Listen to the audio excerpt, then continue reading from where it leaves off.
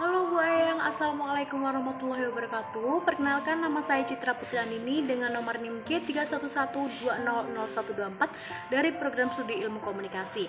Di sini saya akan menyampaikan sedikit saja materi mengenai media planning and buying yang udah disampaikan oleh Bu Ayang sebelumnya melalui bentuk PPT dan akan saya ubah melalui bentuk video. Semoga bermanfaat. Nah, di dalam video saya ini terdapat beberapa poin-poin kecil yang akan saya bawakan. Ada 7 poin. Yang pertama yaitu tujuan dari kampanye, yang kedua sifat iklan, yang ketiga brand building, yang keempat strategi media, yang kelima adalah sales space, yang keenam ada prinsip model sales space, yang ketujuh adanya model periklanan dalam strategi media. Penjelasan yang pertama yaitu mengenai tujuan dari kampanye. Tujuan dari kampanye periklanan pada dasarnya bersandar pada proses komunikasi. Kalian tahu nggak proses komunikasi itu apa aja?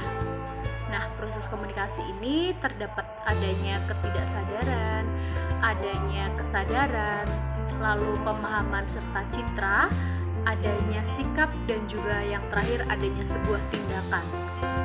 Lalu yang kedua yaitu sifat iklan. Sifat iklan di sini terdapat dua juga dalam bentuk, yang satu iklan komersial dan yang satu iklan non komersial, di mana iklan komersial ini ditujukan untuk mendapat keuntungan ataupun mendapat sebuah laba. Beda dengan iklan non komersial. Iklan non komersial ini ditujukan untuk mendapatkan sebuah keuntungan sepihak. Iklan-iklan ini bermanfaat dalam menggerakkan sebuah solidaritas masyarakat di mana sedang menghadapi sebuah masalah sosial, seperti contohnya yaitu iklan layanan masyarakat.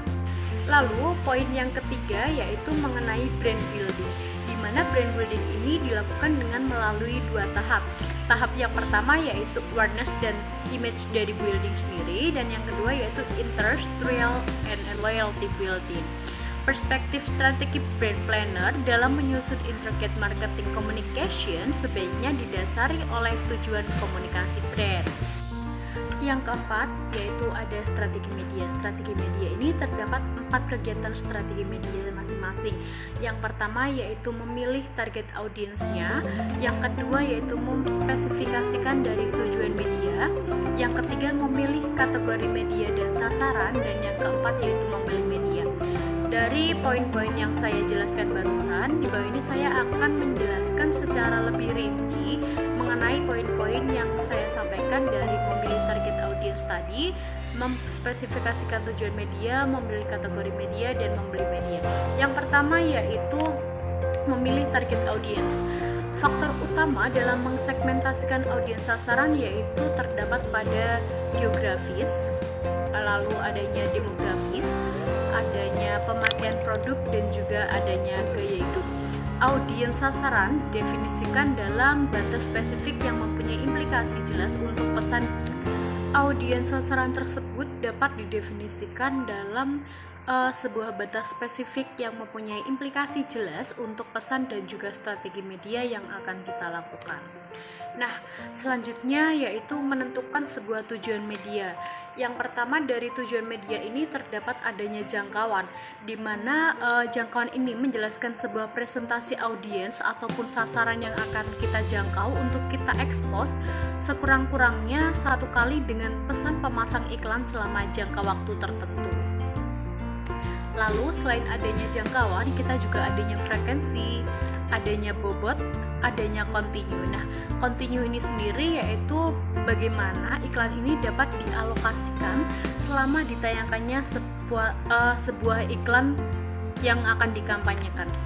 Dan yang terakhir yaitu adanya pertimbangan biaya, dengan maksud untuk para perencana media harus berusaha mengalokasikan anggaran iklan dengan cara yang efisien dan seminimal mungkin biaya yang akan dikeluarkan. Poin yang kelima yaitu sales space, di mana model ini dibangun berdasarkan 2 ide. Ide yang pertama yaitu exposure pertama dikonsumsikan terhadap iklan suatu merek adalah yang paling kuat, dan yang kedua untuk mencapai tingkat jangkauan mingguan yang tinggi untuk suatu merek harus melebihi frekuensi yang intensif. Lalu ada juga prinsip-prinsip model sales space. Di sini modelnya menggunakan prinsip presensi yang tidak bertujuan mengajarkan tetapi dapat mempengaruhi pemilihan merek konsumen. Nah, kalian sendiri tahu nggak tujuan dari sebuah periklanan itu apa? Jadi, tujuan dari sebuah periklanan ini untuk menyewa tempat penyimpanan ataupun barang sehingga dapat menjamin keberadaan barang ketika konsumen mau membeli.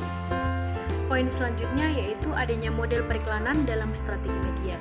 Di sini terdapat dua model periklanan, yaitu periklanan kuat dan juga periklanan yang lemah.